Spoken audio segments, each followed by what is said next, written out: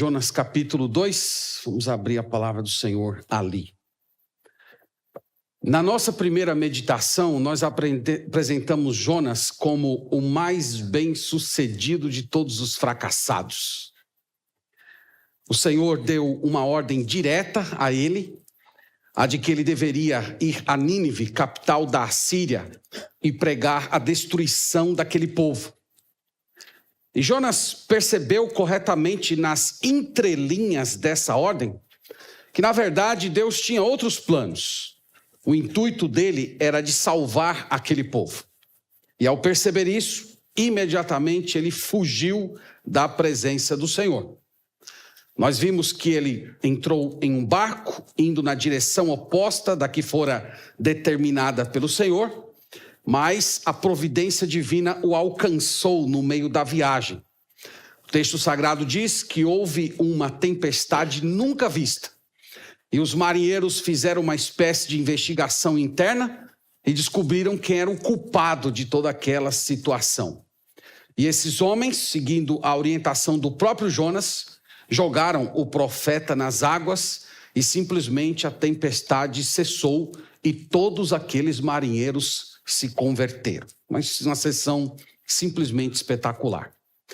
O capítulo 2, irmãos, é a famosa narrativa na qual Jonas é tragado e vomitado por um peixe. Isto aqui é verdade histórica ou é simplesmente uma parábola? É uma história literal ou simplesmente um simbolismo? Os irmãos devem saber que há algumas pessoas que retratam esse livro como uma parábola, isto é, uma história fictícia que comunica algum tipo de verdade espiritual. Bem, a Bíblia não retrata Jonas como sendo uma metáfora. A Bíblia o reconhece como um personagem histórico. Ele é mencionado lá em 2 Reis, capítulo 14, versículo 25. O próprio Senhor Jesus tratou essa história como sendo real e literal. O Senhor Jesus falou de Jonas como um personagem histórico e usou o arrependimento dos ninivitas como base para o julgamento dos seus próprios contemporâneos. Então ele basicamente vai dizer que os contemporâneos dele viram toda a manifestação da glória de Deus através da pessoa do Messias. Eles viram os milagres, eles viram as ressurreições, eles viram as palavras de Jesus e eles não creram. Enquanto os ninivitas tiveram apenas 6 palavrinhas. Ainda em 40 dias, Nínive será destruída. E eles creram nessa pequena pregação e foram salvos por Deus. E Jesus usa o arrependimento dos ninivitas diante de tão pouca revelação comparada à incredulidade dos judeus, que tiveram tanta revelação e ainda assim desprezaram a verdade do Senhor. Portanto, Jesus retratou Jonas e a própria narrativa da conversão dos ninivitas como sendo história real. Apenas, irmãos, uma curiosidade, eu não sei se vocês sabiam, mas historicamente homens já foram engolidos por peixes.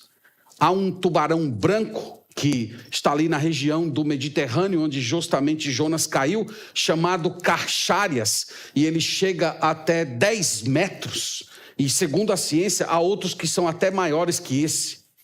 Em 1758, um marinheiro britânico caiu do navio no mar Mediterrâneo. E para o espanto de todos que estavam tentando resgatá-lo, um tubarão o engoliu. E o capitão rapidamente atirou um arpão naquele animal e ele vomitou o marinheiro ainda vivo e muito cheirosinho, vocês podem imaginar. Então eles mataram aquele tubarão e deram ao marinheiro de presente. Ele se aposentou dos mares e passou a viajar pela Europa contando a sua história para sobreviver. Então, o tubarão é um animal impressionante. Há relatos que dentro do seu estômago já se encontraram potros, veados e um homem vestido de armadura. Eu imagino que esse tubarão teve uma bela de uma indigestão. Portanto, não há, historicamente falando, nada impossível aqui. Mas é claro, meus irmãos, que aquele que criou todas as coisas com um só comando, ele tem poder não só para fazer um homem ficar vivo dentro de um animal, mas até para colocar um homem na superfície do sol e ele continuar vivendo sem estar incinerado. Nós estamos falando a respeito do Deus vivo e verdadeiro, que já provou que é rei e que tem todo o poder no céu e na terra. No capítulo 1, nós vimos Jonas dando as costas a Deus. E nós descobrimos ao longo desse capítulo uma lição que Jonas aprendeu, é que aqui Deus reina. Hoje nós vamos ver Jonas de joelhos. E eu quero já de antemão deixar a seguinte pergunta para vocês, é a pergunta que vai basicamente organizar toda a nossa meditação. Você ora ou você precisa ser forçado a orar? Então é isso que nós vamos falar hoje à noite. Vamos ler primeiro a palavra do Senhor, Jonas capítulo 2. Leia comigo, leia com fé a palavra do Senhor. Então Jonas, do ventre do peixe, orou ao Senhor seu Deus e disse: na minha angústia clamei ao Senhor, e ele me respondeu. Do ventre do abismo gritei, e tu me ouviste a voz. Pois me lançaste no profundo no coração dos mares, e na corrente das águas me cercou. Todas as tuas ondas e vagas passam por cima de mim. Então eu disse: lançado estou de diante dos teus olhos. Tornarei porventura a ver o teu santo templo? As águas me cercaram até a alma. O abismo me rodeou. E as algas se enrolaram na minha cabeça. Desci até os fundamentos dos montes. Desci até a terra, cujos ferrolhos se correram sobre mim para sempre. Contudo, fizeste subir da sepultura a minha vida, ó Senhor meu Deus. Quando dentro de mim desfalecia a minha alma, eu me lembrei do Senhor, e subiu a ti a minha oração no teu santo templo. Os que se entregam à idolatria vã, abandonam aquele que lhes é misericordioso. Mas, com a voz do agradecimento, eu te oferecerei sacrifício. O que votei, pagarei. Ao Senhor pertence a salvação. Falou, pois, o Senhor ao peixe, e este vomitou Jonas na terra. Amém. Amém. Graças a Deus por sua palavra. Eu quero levantar, irmãos, a partir da leitura desse texto, 3 questões para a gente meditar hoje. Eu vou fazer um pouco mais diferente, fazer um pouco diferente do que fazemos normalmente. Normalmente eu faço a exposição do texto e depois eu levanto as questões no final. Hoje eu vou inverter a ordem. Eu vou começar com as questões e no final é que eu vou olhar com vocês um texto um pouco mais de perto. Primeira questão, irmãos, que esse texto se coloca diante de nós é essa. Você precisa ser forçado a orar? Você precisa ser forçado a se colocar diante de joelhos perante aquele que é o eterno e o verdadeiro? A primeira cena, irmãos, do capítulo 2, nós encontramos Jonas dentro do ventre desse peixe 3 dias e 3 noites. É isso que está no capítulo 1, versículo 17. Deparou o Senhor um grande peixe para que tragasse a Jonas, e esteve Jonas 3 dias e 3 noites no ventre do peixe. Até esse momento aqui, o profeta não havia orado ainda. Até esse momento, ele não havia falado com o Senhor. A única fala de Jonas que aparece no primeiro capítulo ocorreu entre ele e os marinheiros. Então, uma coisa que chama a atenção no capítulo 1 é que ele falou com os homens, mas ele não falou com Deus. Você sabia que a desobediência a Deus enfraquece a sua vida de oração? Um dos primeiros sinais do afastamento de Deus, irmãos, é a fraqueza na vida de oração. E nós vemos isso aqui claramente na vida desse profeta. O primeiro sinal de que ele havia fugido de Deus é que ele não se colocava mais de joelho perante aquele que é vivo e verdadeiro. Nós vimos no primeiro capítulo que ele foi jogado pelos marinheiros no mar. Imediatamente o vento cessou, aquele mar revolto se tornou sereno. Então vocês devem tentar mentalizar essa imagem. Jonas caindo na água, de repente a água fica absolutamente tranquila. Vocês podem imaginar ali Jonas boiando, quem sabe dando até umas braçadas na água, ou talvez pensando e raciocinando qual direção ele deveria tomar para encontrar terra firme, e de repente tudo escurece. Aquela sensação de que ele está sendo tragado para dentro de algo, e ele se vê então em lugar de trevas. Um lugar quente, um lugar de odor terrível, e é no meio daquele ambiente que parece uma sepultura no meio do mar, é que o profeta finalmente vai começar a orar a Deus.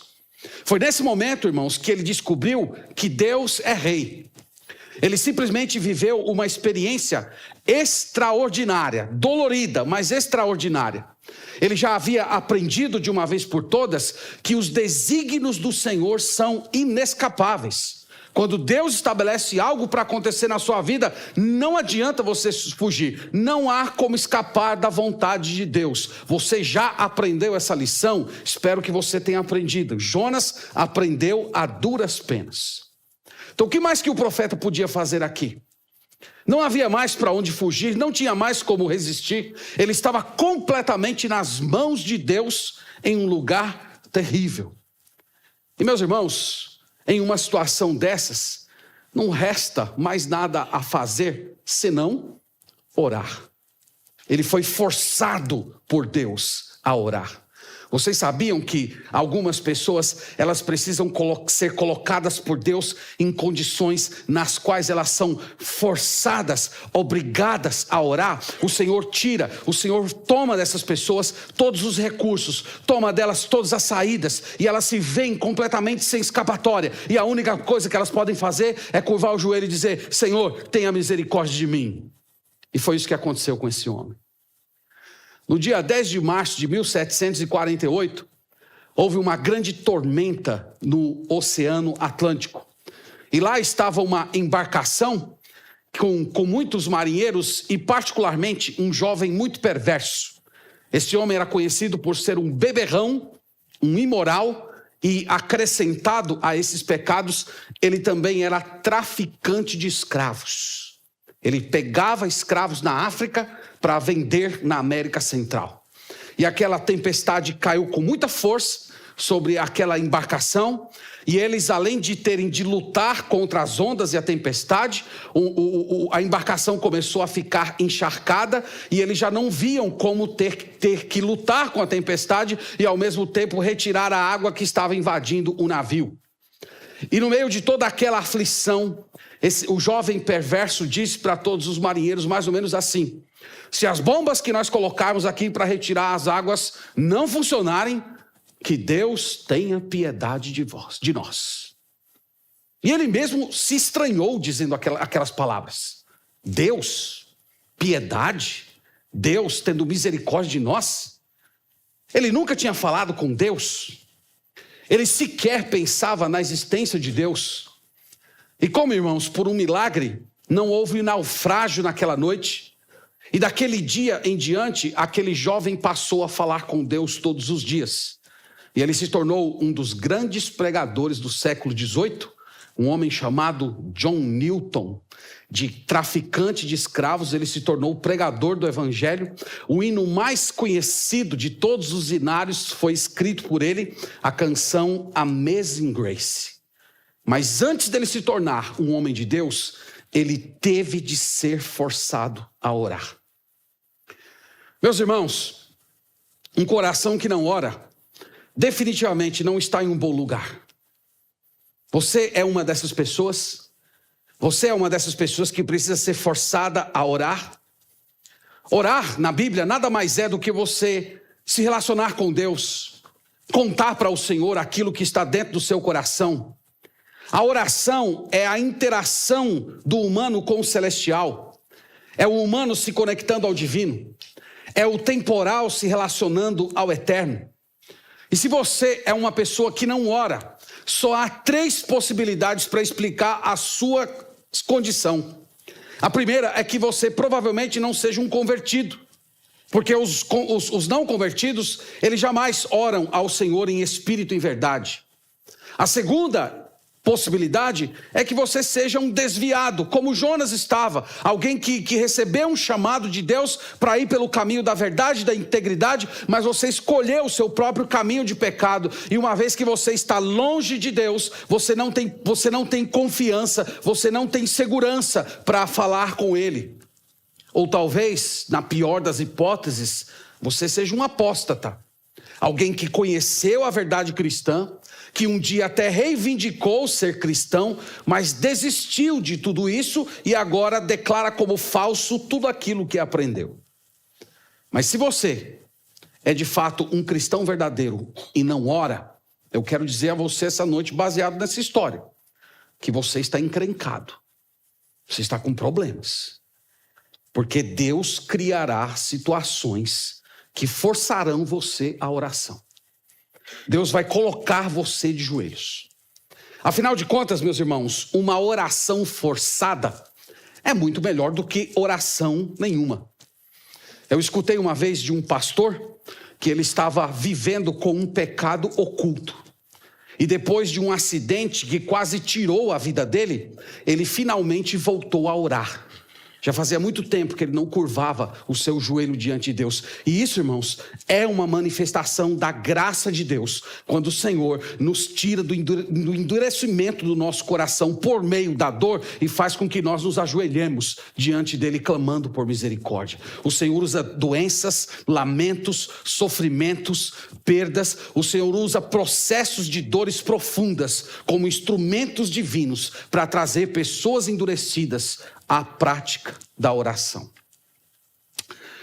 No início do meu ministério, eu estava fazendo evangelismo em uma penitenciária e o militar que estava nos acompanhando, ele me chamou pessoalmente para ir à cozinha lá do presídio encontrar-se com um detento em particular. E lá estava um homem jovem, entre 25 e 30 anos, e ele que já veio em minha direção e disse: olha, pastor, eu não preciso que o senhor pregue o evangelho para mim. Eu já sou um crente em Jesus Cristo. Eu conheci o evangelho ainda na minha infância. Eu sou filho de pastor. Mas na adolescência eu me afastei do Senhor. Eu comecei a me juntar com pessoas que não prestavam, a fazer muitas coisas erradas. E agora eu estou aqui. Mas eu já me reconciliei com Deus, aqui nessa penitenciária. Eu estou pagando a minha dívida para voltar para casa, portanto eu não quero tomar o tempo do Senhor. Eu sei que muitas pessoas precisam aqui ouvir o evangelho. Eu peço apenas que o Senhor faça uma oração por mim. Não é incrível, irmãos, que o Senhor precisou colocar esse jovem na penitenciária para que ele orasse, para que ele se reconciliasse com o Senhor? Portanto, as desilusões forçam as pessoas a orar. Problemas de carreira, de casamento, de filhos, decepções consigo mesmo, desemprego, dívidas, assaltos, perdas, acidentes. Essas circunstâncias terríveis forçam as pessoas à oração. Então, se você não ora, Deus vai fazer você orar. Ele vai te colocar numa situação na qual a oração será a sua única opção. E é uma bênção, irmãos, quando isso acontece. Tem uma canção que anos atrás se cantava aqui na nossa igreja por uma irmã muito querida que infelizmente hoje não está andando com o Senhor. A canção dizia: o melhor lugar do mundo é aos pés do Salvador. Então Jonas aprendeu isso. Essa é a primeira questão. Você precisa ser forçado a orar. A segunda questão: você já aprendeu que se pode orar ao Senhor em qualquer lugar? Você já parou para pensar que não existem lugares santos, mas que o Senhor santifica o lugar? No versículo 1 do capítulo 2 nós lemos assim: então Jonas, do ventre do peixe, orou ao Senhor seu Deus e disse. Então imaginem essa cena, irmãos. Ele estava no meio do mar Mediterrâneo, provavelmente num lugar profundo, dentro de um ventre de um peixe, e lá ele orou. Foi daquele lugar terrível, uma espécie de sepultura aquática. Foi de lá que ele falou com o Senhor. Abraão, Isaque e Jacó oraram no deserto, Salomão orou no templo, o coletor de impostos orou na sinagoga, Cornélio orou em casa, os discípulos de Jesus oraram no barco e o próprio Senhor Jesus Cristo orou na cruz. Você pode orar em qualquer lugar. Você pode orar até mesmo aqui, agora. Não há mais lugares sagrados nos quais você precisa ir para falar com Deus. Deus está conosco, Ele santifica o lugar em que habitamos. O Senhor, irmãos, está muito mais próximo de nós do que nós estamos de nós mesmos. Então veja o caso desse homem. Deus mandou para o Oriente e ele foi para o Ocidente. O Senhor mandou ele pregar e ele resolveu ir dormir. Um homem completamente desobediente, um homem de atitude errada, um homem que não queria fazer a vontade de Deus, que se negava a pregar a mensagem de Deus para os seus piores inimigos. Ele fugiu de Deus, ele foi para longe de Deus. E o que o Senhor fez? O Senhor se encontrou com ele. Tem um versículo no Novo Testamento que lembra isso, Lucas 15, versículo 20. Olhe comigo, só para colocar essa passagem dentro de uma certa perspectiva. Lucas capítulo 15, versículo 20. Lucas 15, 20, nós lemos assim: e levantando-se, foi para o seu pai. Vinha ele ainda longe, quando seu pai o avistou, e compadecido dele, correndo, o abraçou e beijou. Vocês lembram que história é essa, não é? É a história do filho esbanjador. Quero chamar a atenção de vocês para uma verdade desse versículo. Quando foi que o pai viu o filho esbanjador? Em que momento? Diz o texto? Quando ele estava distante. O pai viu quando o filho estava distante. O pai viu quando o filho ainda estava longe. Isso aqui, irmãos, é a mesma situação de Jonas. Isso aqui é um paralelo que nós podemos estabelecer com Jonas. Deus viu Jonas quando ele estava distante. Deus viu Jonas quando ele estava distante geograficamente, no fundo do oceano. Mas Deus viu Jonas também quando ele estava distante espiritualmente, quando ele havia quebrado a sua comunhão com o Senhor. O mesmo processo, meus irmãos, ocorre conosco. Deus nos vê enquanto nós estamos distantes. Deus vê você enquanto você está longe dele. O Senhor contempla você enquanto você está andando por caminhos que não o agradam. Então é por isso que mesmo da sua distância de Deus, mesmo da sua alienação de Deus, mesmo que você esteja andando completamente distante, fora da vontade do Senhor, você pode falar com Ele, porque Ele está lhe vendo enquanto você está longe. Você crê nisso? Você pode dizer, mas faz muito tempo que eu não falo com Ele. Ou você pode dizer, eu nunca falei com Ele. Eu nem sei como me dirigir a Ele. Fale com Ele independente da sua condição. Ele nunca disse, melhore primeiro para depois você falar comigo. Ele nunca disse, conserte a sua vida para você se aproximar de mim. Não. Basta você olhar em direção a Ele e clamar por misericórdia.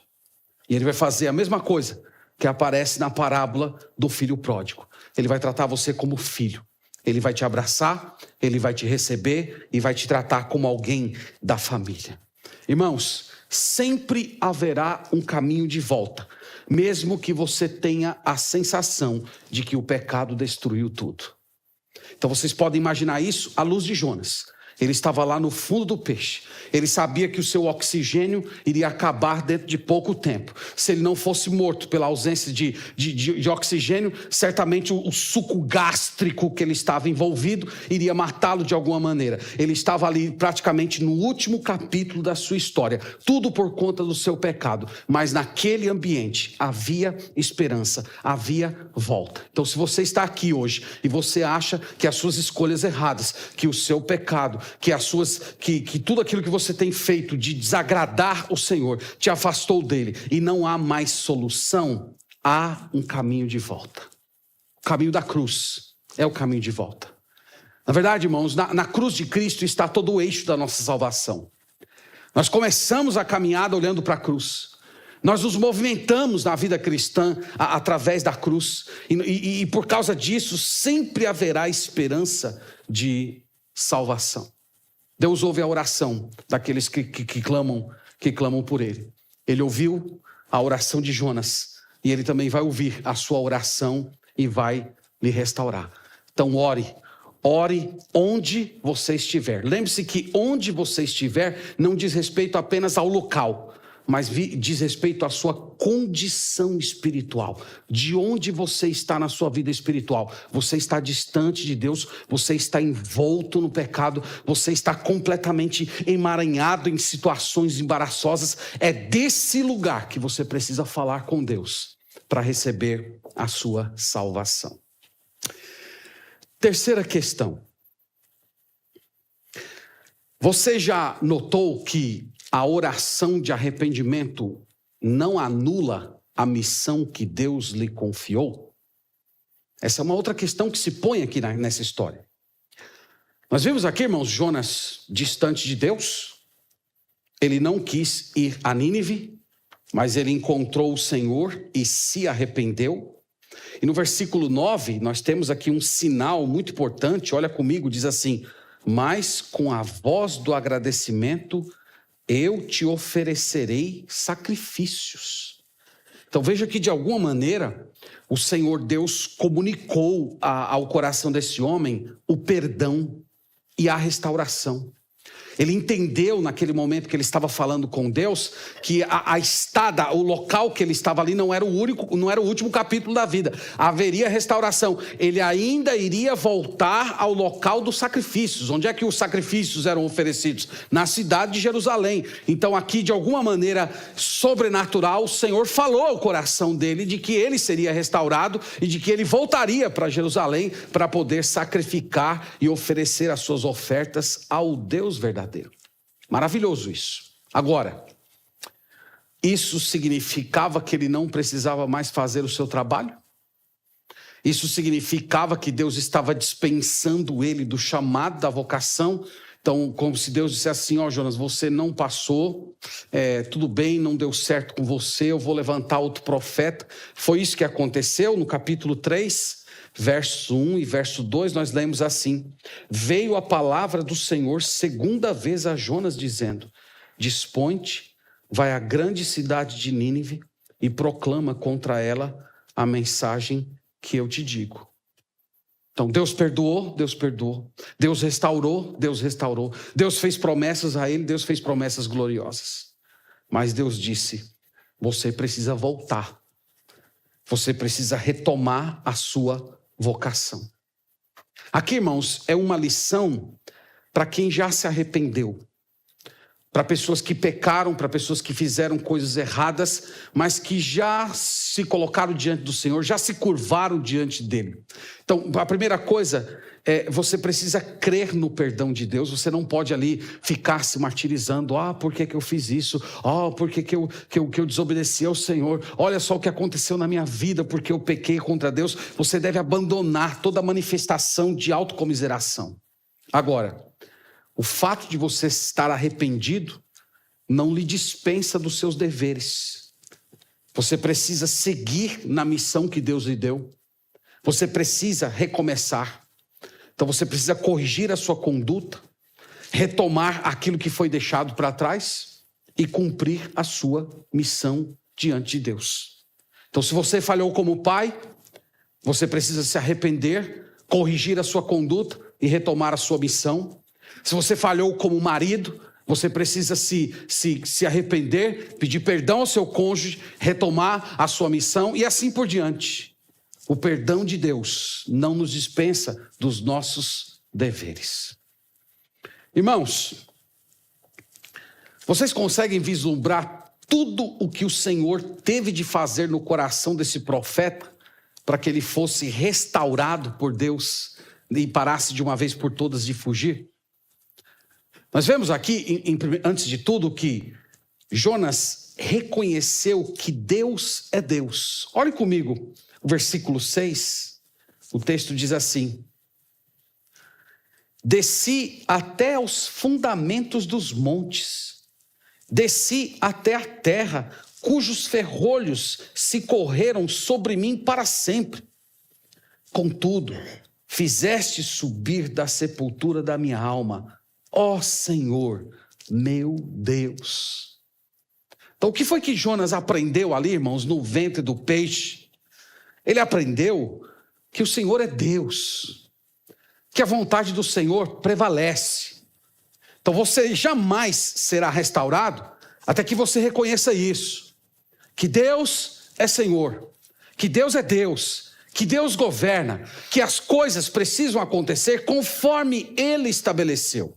E é aqui, meus irmãos, que nós percebemos quando há uma verdadeira mudança de vida em uma pessoa. Às vezes as pessoas ouvem a verdade de Deus, às vezes as pessoas, elas até gostam de ouvir a verdade de Deus, mas a mudança total, completa, só ocorre quando a pessoa vive essa experiência. O Senhor é Deus. O Senhor é Rei. Ele que estabelece como funciona a minha vida.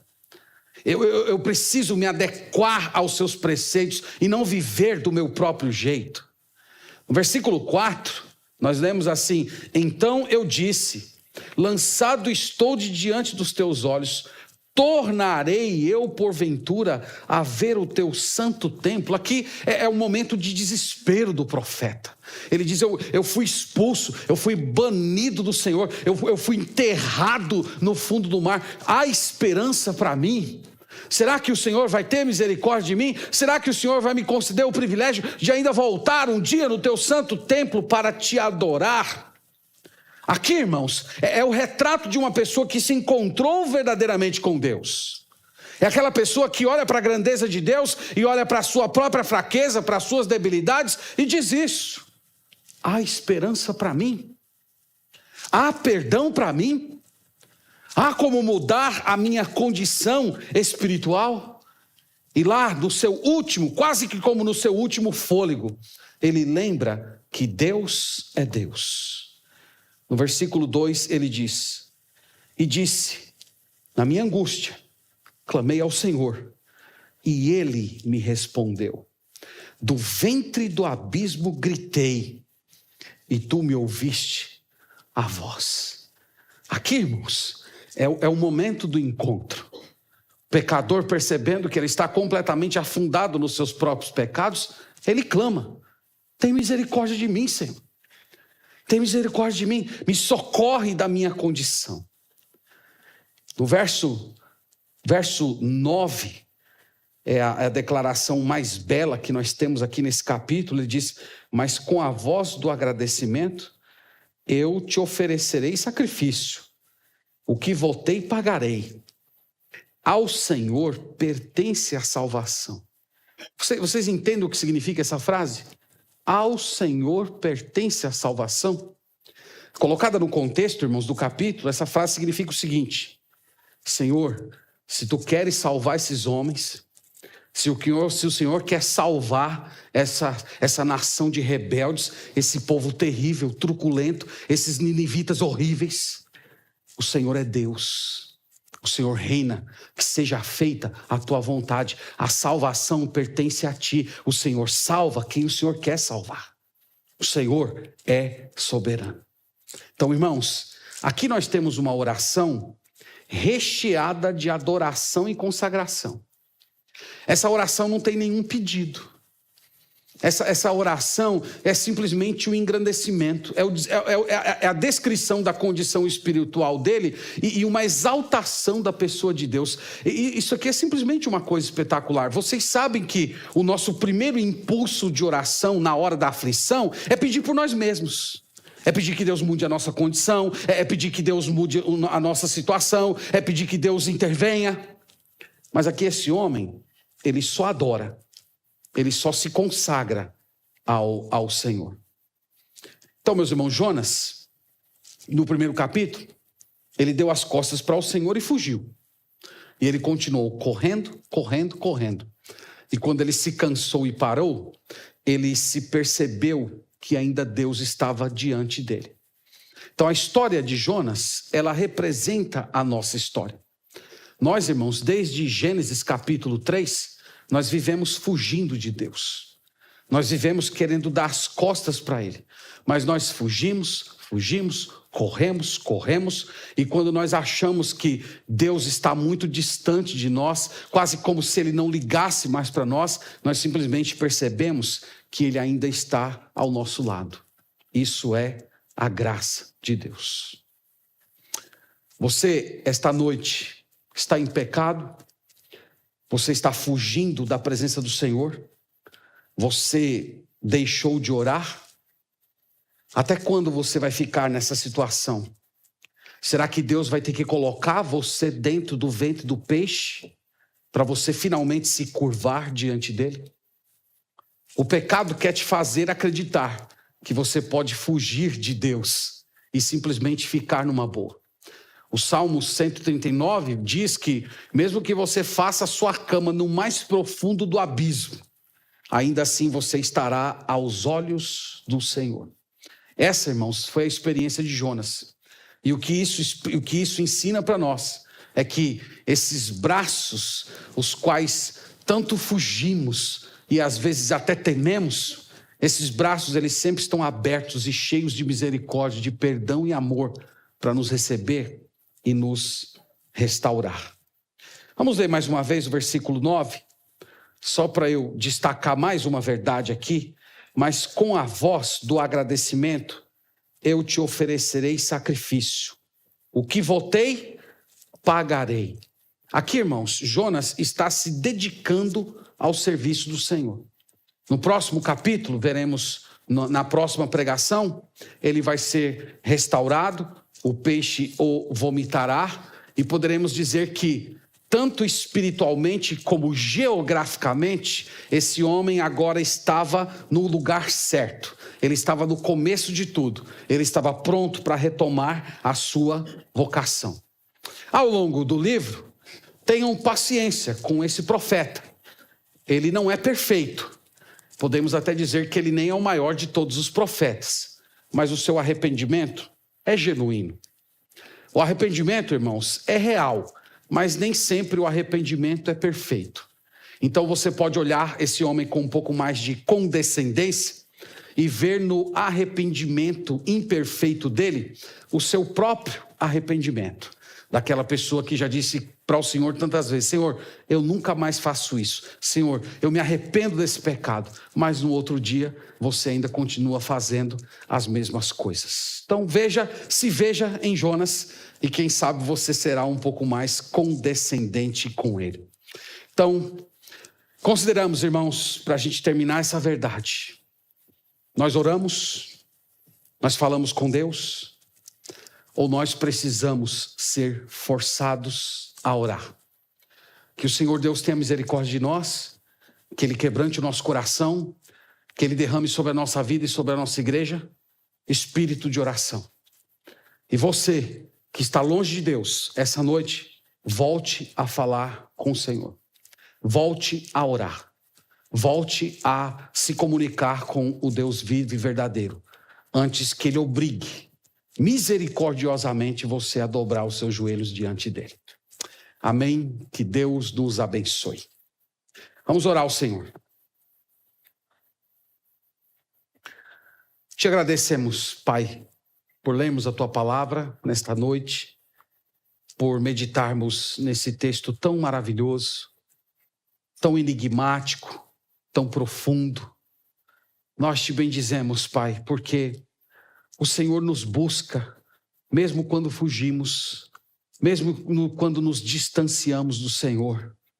O Senhor providencia meios para nos trazer de volta, para nos fazer andar com o Senhor, para nos forçar a orar. Nós Te agradecemos, Pai, porque a Tua providência, ela atua de uma maneira gloriosa na nossa vida, seja nos convencendo docemente por meio do Espírito Santo, ou seja, utilizando circunstâncias doloridas para nos fazer buscar a Tua face. E nós estamos aqui, Senhor, orando a Ti essa noite, pedindo que o Senhor nos conceda um coração sensível a Te buscar. Que nós não precisemos, Pai, de situações terríveis para nos forçar à consagração, mas que haja nos nossos corações um anseio pulsante de buscar a Tua face, de nos relacionar contigo e de viver na tua presença. Eu oro, Senhor, esta noite, pelas pessoas que se entregaram ao pecado, pelas pessoas que resolveram por conta própria a ir por um caminho diferente daquele que o Senhor estabeleceu. Nós pedimos, Pai, tenha misericórdia. Coloque-se no caminho dessa pessoa, como o Senhor se colocou no caminho do profeta.